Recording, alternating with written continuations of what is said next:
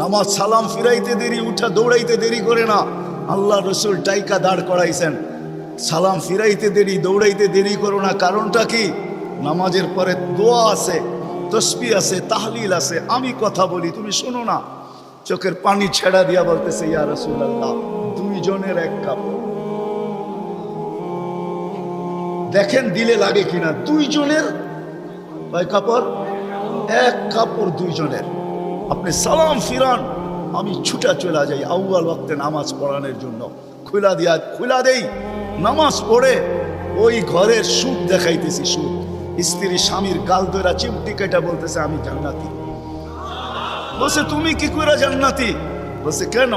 সবরের জীবন চলতেছে, সবরের বদলা জান্নাত।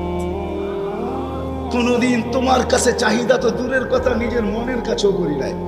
অভিযোগ তো তোমার কাছে দূরের কথা, অন্যের কাছে দূরের কথা, মনে মনেও কোনোদিন অভিযোগ করি নাই যে আরেকটা কাপড় আনে না কেন।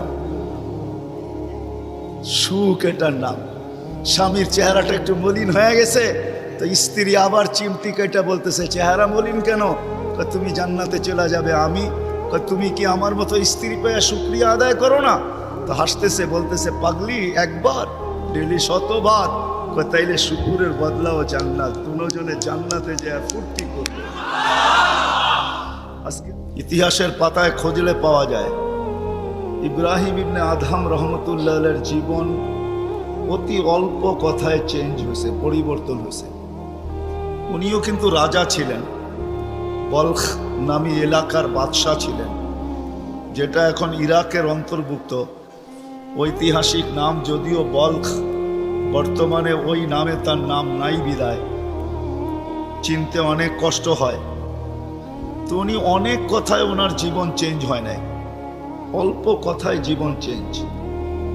রাত্রে ঘুমন্ত ছিলেন, ছাদের উপরে কারো চলার আওয়াজ ওনার ঘুম ভেঙে ফেলছেন। প্রহরীকে বলছেন, এই গভীর রাত্রে আমার ছাদে কার পদচারণ এত জোরে জোরে হাঁটে যে ঘুমই ভেঙে গেল। যা দেখে বাস্তবিকই কেউ হাঁটতেছে, ধরা নিয়ে আসছে, ডাইকা নিয়ে।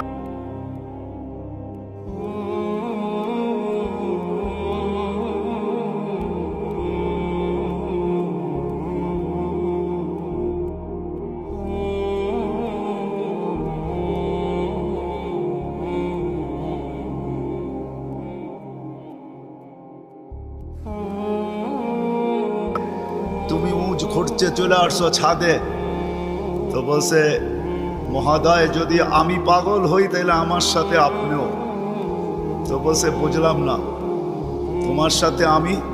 আপনি তো বললেন যদি আমি পাগল হই তাহলে আপনিও পাগল। কেননা বাদশাহ ছিলেন, কিন্তু বেয়াদব ছিলেন, আদবওয়ালা ছিল। তো বাদশাহ বলে, শোনো, আমি পাগল এটার প্রমাণ দাও, তোমারটা তো আমি দিলাম। তো বলল বাদশাহ মহোদয়, যদি ছাদে উট খুঁজা পাওয়া না যায় তো রাজপ্রাসাদে বসে আল্লাহ পাবেন কি করে? এতটুক কথাই কিন্তু জীবন চেঞ্জ। চলেন, এটা তো কাহিনী, হাদিসের একটা দেই। বনি ইসরাইলের এক বদমাশ ছিল, কিফিল নাম। কিফিল হাদিসের কিতাবে পাওয়া যায়। বনি ইসরাইলের বদমাশ, যে নিজেকে মানুষ বলে কখনো স্বীকার করতো না, বলতো আমার চেয়ে কুকুরও ভালো। কেননা প্রতি রাত্রে তার যৌন চাহিদা মেটানোর জন্য, ব্যভিচারের জন্য তাকে প্রতি রাত্রে সে খরচ করত 50 থেকে 60 লক্ষ টাকা বর্তমান টাকায়। এক রাত্রে একজনকে ধরে নিয়ে আসছে, কামরায় ঢুকায় দিয়া বলছে, আমি প্রস্তুতি নিয়ে আসতেছি। যখন প্রস্তুতি নিয়ে কামরায় ঢুকতেছিল তো দেখতেছে ওই মহিলা এক কোনায় বসে কাঁদতেছে। তো জিজ্ঞাসা করছে, তোকে জোর করে নিয়ে আসি না, টাকা দিয়ে নিয়ে আসছি, কাঁদিস তো কাঁদিস কেন? তো মহিলা প্রতি উত্তরে বলতেছিল, শুন কিফিল, আমি বাজারি মেয়ে না, প্রয়োজনের কারণে তোর হাতে ধরা দিতে বাধ্য হয়েছি। প্রয়োজন যদি এরকম না আসতো আমি কোনোদিন তোর হাতে ধরা দিতাম না, আমি তো বাজারি মেয়ে না। বলছে, তাইলে কাঁদিস কেন? বলে, বলতেছি তোকে কেন কাঁদি, শুনবি কেন কাঁদি? বলে, বল কেন কাঁদিস? বলে, কাঁদতেছি এই জন্য যে এই চেহারাটা কালকে আল্লাহকে কি করে দেখাবো। বোঝেন নাই মনে হয়? বুঝলে দিল ফায়রা যাওয়ার কথা। আজকে তো আমরা হাজারো গুনাহ করে কোনোদিন ভাবি না যে এই চেহারাটা আল্লাহকে কি করে দেখাবো। রাগ হয় না যুবক, তোমাদের পায়ে হাত রাখে। 24 ঘন্টা নেটের ভিতরে কত গুনাহ করো, নিজের টাকা খরচ করা। বাংলাদেশের প্রত্যেকটা ঘর, গ্রাম নাই, গঞ্জ নাই, শহর নাই, খুব কম ঘর পাওয়া যায় আজকে ওয়াইফাই না আছে, ঠিক না? কি বিনা পয়সায় ওয়াইফাই? আনলিমিটেড গুনাহ করার জন্য ওয়াইফাই, আনলিমিটেড ইন্টারনেট চালানোর জন্য না। যুবকরা বলে আনলিমিটেড দেখতে হয় তো কত টাকা দিয়ে নেট কিনবো। আনলিমিটেড গুনার জন্য ওয়াইফাই সবার ঘরে। এই মজমায় একজনও তো বলতে পারবে না এরকম তো আমরা কেউ নাই যে গুনাহ না করি। কি বলেন?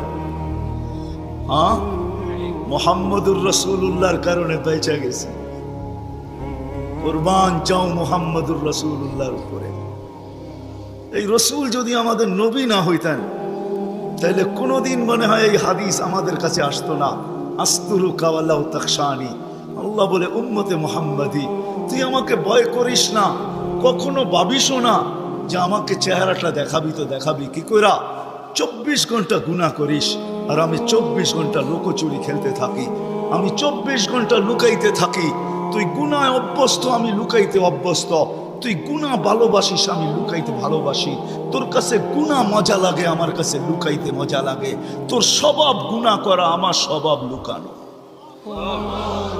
মুহাম্মদুর রাসূলুল্লাহর উম্মত না হইলে মনে হয় এই ঘোষণা হইত না, কুরবান যাও মুহাম্মদুর রাসূলুল্লাহর উপরে। এই মজমায় তো একজনও নাই যে কোনো দিন 1 মিনিটের জন্য ভাবছি যে গুনাহ তো করি, কিন্তু কালকে এই চেহারাটা আল্লাহকে কি করে দেখাবো।